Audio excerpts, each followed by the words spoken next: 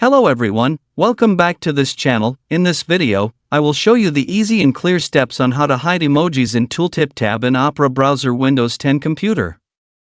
So how to hide emojis in Tooltip tab in Opera browser Windows 10 computer. Make sure you keep watching this video until the end. Let's get started right away.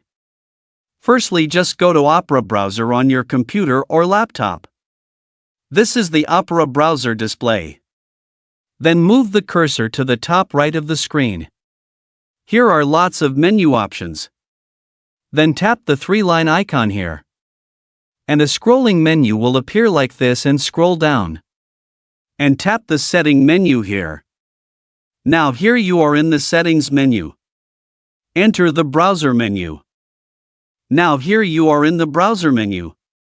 Scroll down to find the interface menu. Then tap Show Emojis in Tooltip tab.